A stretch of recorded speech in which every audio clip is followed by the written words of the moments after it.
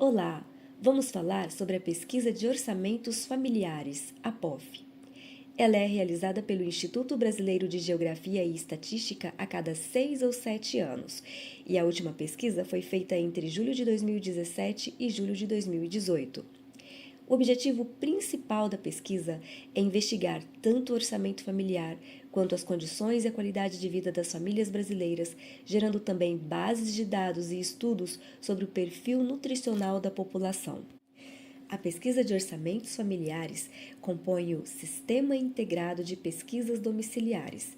Possui abrangência nacional, é realizada em domicílios pré-selecionados, investiga todos os estratos socioeconômicos da população, tanto em áreas urbanas quanto rurais, e é organizada em 7 questionários, divididos por tema, tipo de despesas e período de referência.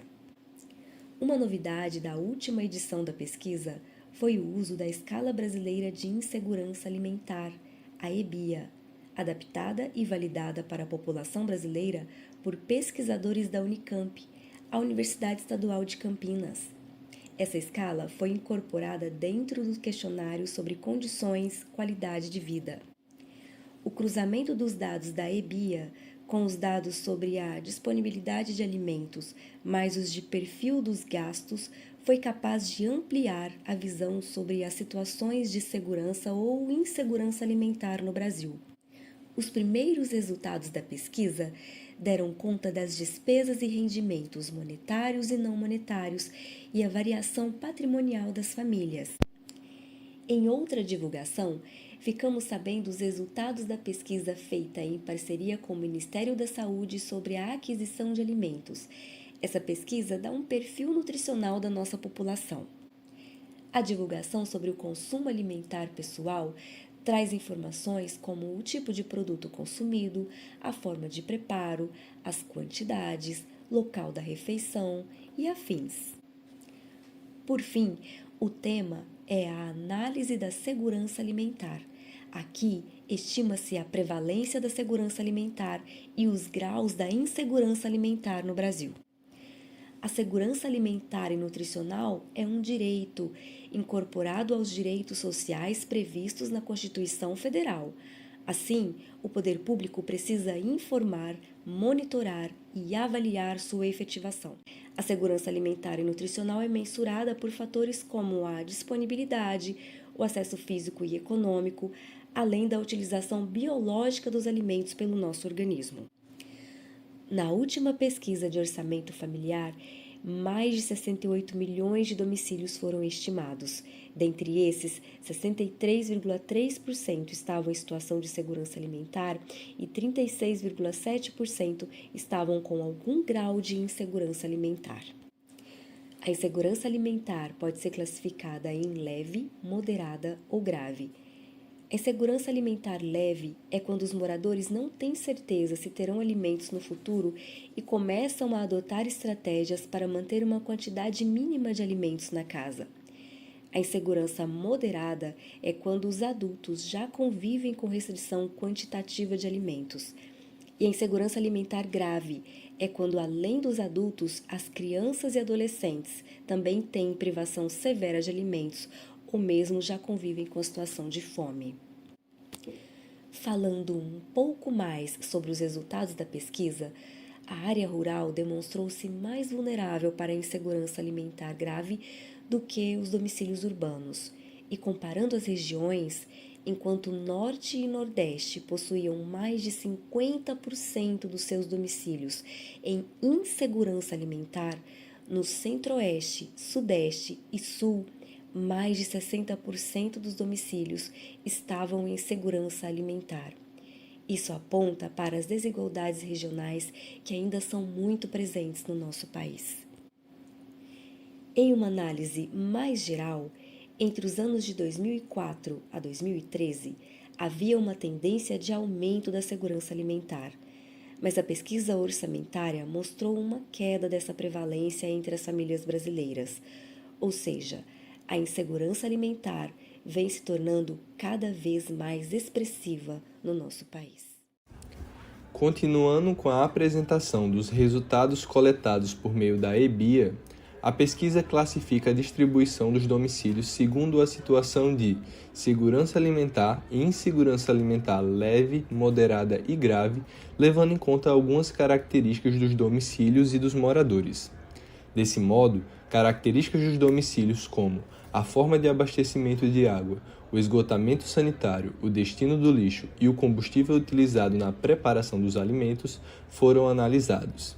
Assim, notou-se que a pior infraestrutura dos domicílios está diretamente relacionada com a maior insegurança alimentar e de maior grau.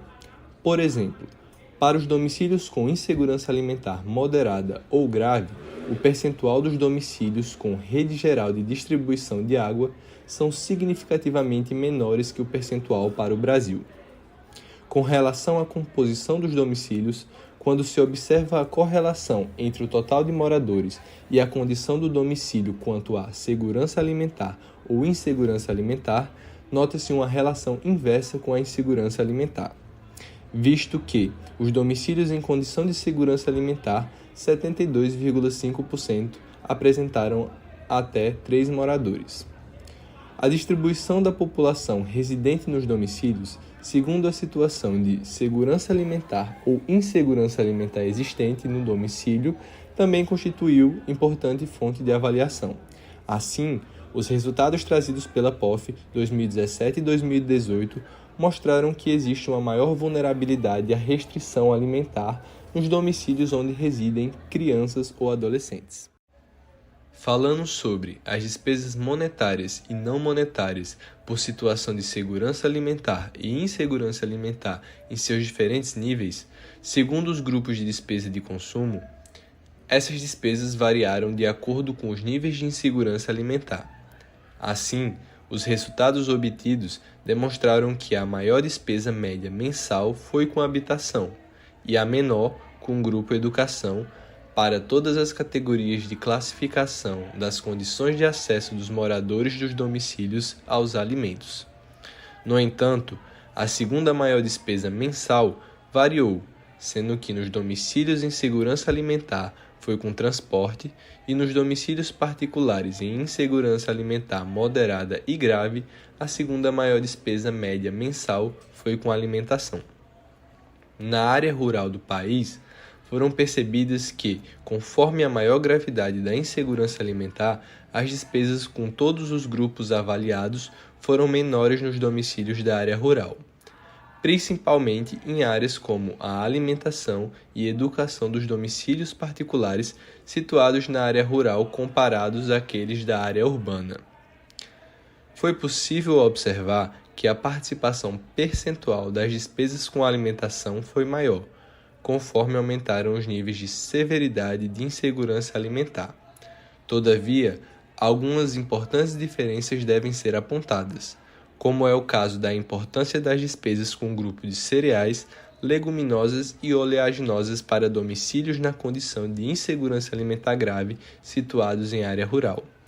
Isso demonstra a importância de alimentos como arroz, feijão, ovos e aves para os domicílios com algum grau de insegurança alimentar.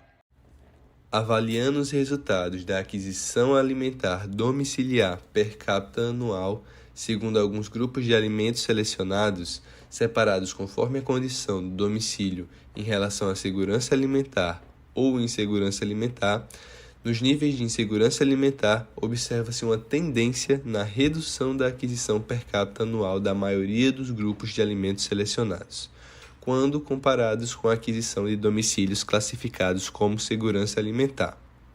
Entretanto, o aumento da insegurança alimentar refletiu diretamente apenas na aquisição de 3 grupos de alimentos específicos: cereais e leguminosas, farinhas, féculas e massas e pescados. No que se refere ao rendimento total e variação patrimonial médio mensal das famílias, destaca-se a importância do rendimento do trabalho independentemente da situação encontrada com relação à segurança alimentar ou insegurança alimentar e seus níveis. No entanto, é possível constatar que a participação do rendimento do trabalho é maior para aqueles domicílios em situação de segurança alimentar. Vale ressaltar também a importância das transferências e do rendimento não monetário para as famílias que vivem em domicílios marcados pela restrição de acesso regular aos alimentos, ou seja, insegurança alimentar grave e insegurança alimentar moderada. Por fim, a pesquisa sobre as condições de vida apresenta a distribuição dos domicílios segundo os níveis de avaliação para algumas características do padrão de vida das famílias, como a alimentação, moradia, saúde e educação. A distribuição considera a condição do domicílio quanto à existência de segurança alimentar ou insegurança alimentar, esta última sendo discriminadas pelos 3 níveis. No caso da avaliação subjetiva do padrão de vida relativa à alimentação, chamou-se a atenção que, nos domicílios em insegurança alimentar, um percentual considerável avaliou o padrão como bom ou satisfatório. Já em relação à saúde, é interessante notar que mesmo nos domicílios com segurança alimentar, o padrão de vida para esse quesito foi considerado ruim.